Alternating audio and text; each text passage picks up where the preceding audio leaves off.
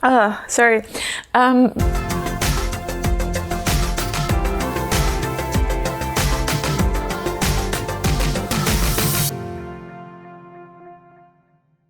Hey fam, long time no see. Wow, it's kind of weird to be back in front of the camera again, but I'm feeling good, I'm feeling rested, and I'm ready to get back in the game. I'm sure most of you have noticed that I've been, just a little MIA over the past year, and I figured instead of just jumping back on the horse and putting out videos, I felt you all deserved a little bit of an explanation. So here it goes, there's no real script, it's just me chatting to you and catching up.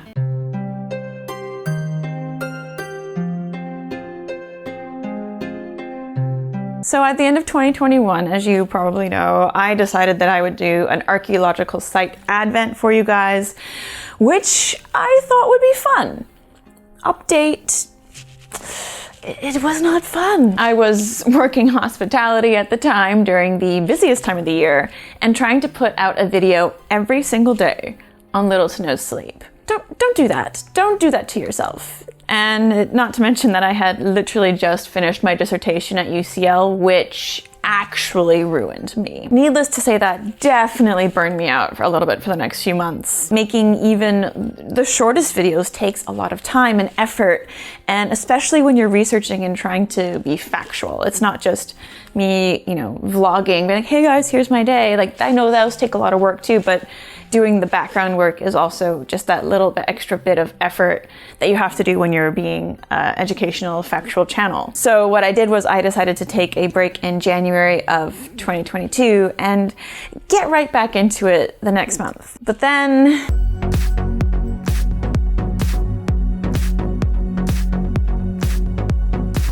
I got a new job. Yeah, I got a legitimate,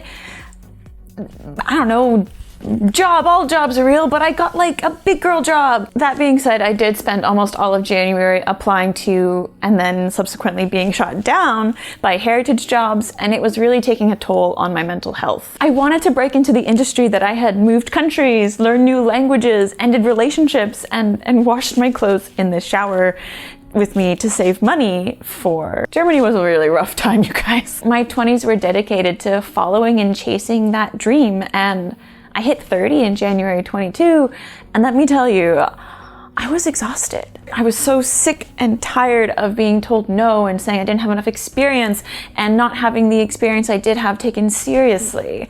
It was such a heartbreaking experience, and I think that, coupled with everything that happened during my MA, just kind of broke something inside of me. I had no passion anymore. I had no excitement for what I had dedicated the past 10 years of my life to. So I decided to look elsewhere and see who would take my hard-won skills seriously. And boom, along came a job in the tech world. And I was ecstatic. Here was a company who was so impressed with what I've done on YouTube and how I created this community that they were willing to take a chance on me and give me the opportunity to create something special for them. Not to mention that, it was a pretty amazing paycheck and something I will probably never, ever see again in the heritage world. Unless I'm like the head of a museum, but let's not get ahead of ourselves here, shall we? And while I was really excited to work somewhere that valued me and to be able to afford, my move out of my mouse-infested, scary, tiny room into probably the best place I've ever lived in my life, as well as, to actually start paying off my student debt and just being able to afford avocados. People who know me personally know that I like to measure my wealth based off of what I call the avocado index, which is essentially how many avocados I can purchase with what I'm currently earning without having to think about if I'm spending too much money on avocados.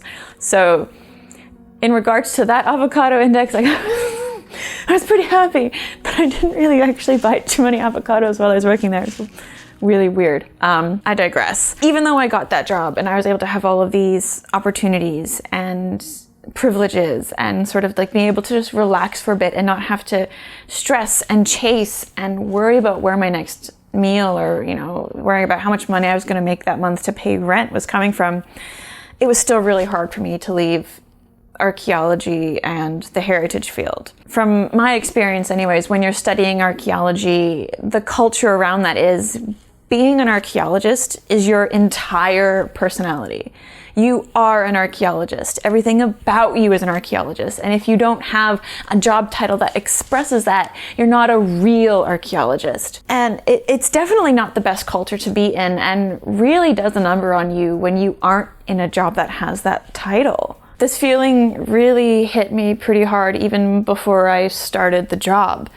I found a cheap flight to Cyprus a week before I was to start this new job, and I actually called it my one last foray into archaeology. I spent the week visiting so many ancient sites, and I even filmed a video about how I felt leaving archaeology. And I will probably never post it because it was really raw and probably incoherent. But being the first country I traveled to for old stuff or archaeological stuff in over a year, and having dealt with the emotional damage that was completing another master's during a pandemic, Cyprus really struck a chord. I felt like I was sort of saying goodbye to the life I had chased after and wanted for so long. I was really trying to figure out my place in archaeology while not being employed in archaeology. But I was also really excited to have a job that didn't define who I was, like most people have, just they have a job, but that's not who they are. I was really ready to finally be able to stop struggling, but it didn't mean that the goodbye was any less painful.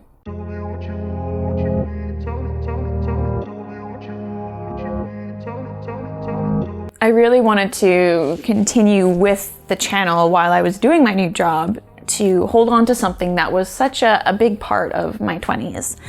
But of course, when starting a new job, when there's so much new to learn and being tasked with this huge project to launch all by myself, took a lot of my time.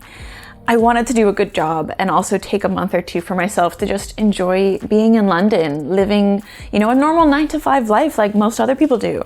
And that's just what I did. I spent my evenings and weekends just, quote, living life. I wasn't striving on a project or hustling or worrying about numbers or metrics. I traveled, I ate, I saw friends, and a lot of the time I did nothing, or I guess at least as much as nothing as I could let myself allow, which is still pretty busy for most people. I don't understand really what doing nothing means, and I'm trying to be better at that, I guess. It was really fun to see how the, quote, other half lived, but for me there was still something missing though, and I couldn't quite put my finger on it.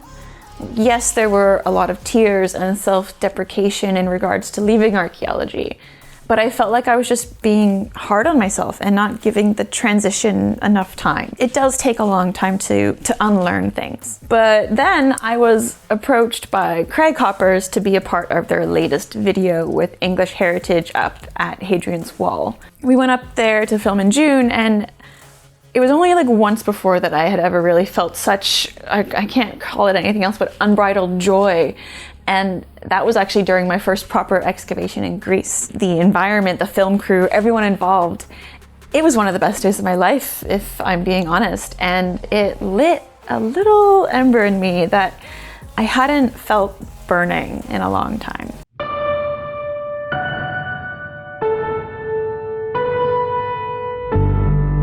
That really felt like the start of a new chapter where I define where I fit within archaeology and not the other way around.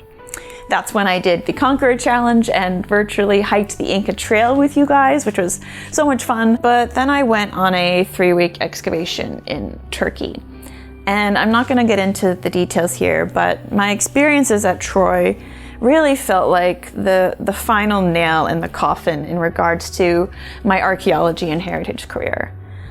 And it was by no fault of any of the Troy team. I really want to put that out there. Everyone working at Troy was so friendly and amazing. The site was a dream. Turkey, the country, is just one of, I think, my favorite places in the world now. But something just wasn't sitting right with me. I probably went in way too high with my expectations, to be honest. I was just so desperate to excavate again.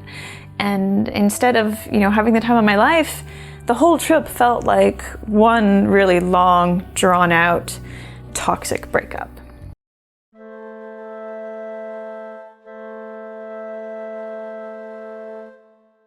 I came back from Turkey so upset and broken. Like I really had no idea what to do or where to go. I refused to open anything on YouTube or even on my Instagram page. It was like any, I guess, proverbial breakup. I needed the space, the radio silence to be with myself and to do some soul searching. Anytime I thought about making a video or a post, I literally felt sick to my stomach. Everywhere historical I went just made me sad. I was in Athens for work less than a month after coming home from Turkey, and so much of what I did there just felt like seeing, an ex in public, and they're doing so much better than you. At the same time, I had also just been rejected from yet another heritage job that I thought I was absolutely perfect for. And I remember just crying in the shower of this hotel room that my current company was paying for and feeling like, I guess, such a traitor and a spoiled brat that I couldn't just, be happy with this amazing opportunity that I was given, and that being rejected from, it was a part-time job with less pay, was actually making me unhappier with my amazing current full-time job. And that, that job was helping me live the life that I'd always wanted. Sorry. So I shut myself out again. I went cold turkey. I went home to Canada, basked in the glory that is having, a remote job and a great boss. And I decided to go full on into the tech world. I felt successful, even though I still told everyone I sold out when I was telling everyone about my new job. And to be honest, it felt okay to let go for a little bit. While I was at home, though, I did see a job opening at a museum in London. It's one of the best museums in the world, and it was a position that I was literally perfect for, thanks a lot to the experience that I did gain through this tech job. So I figured, okay, you know what, this is my last shot, one last attempt at the dream, and then I'll stop breaking my own heart and just be a normal person with a normal job. I had absolutely no expectations or hope in getting it, and was waiting for the same rejection email that I always got with, the same excuses over and over again as to why they didn't pick me. But that rejection never came.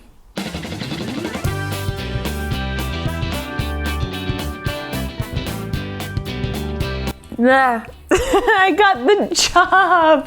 Oh, Lord, let me tell you how much I screamed and cried after I got that phone call. My housemates thought someone had actually died at first. But then there were bear hugs and spins and celebratory lunches, and no doubt in my mind that I would take it. It finally happened. The dream came true, and I couldn't believe it.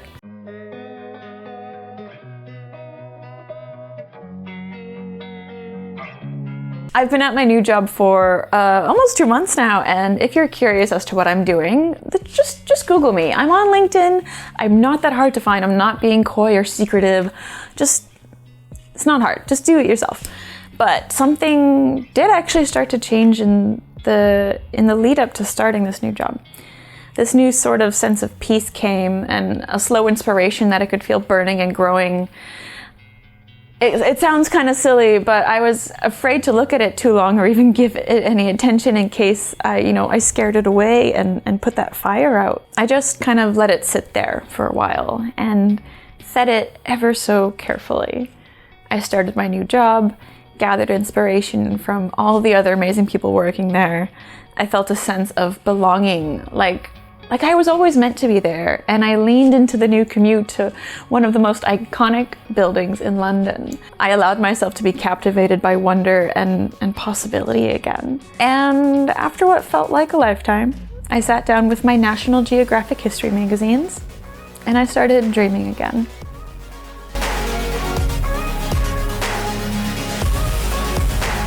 To be honest, I don't know. Do any of us know, really? You'll definitely be seeing a lot more of me this year, I can guarantee that.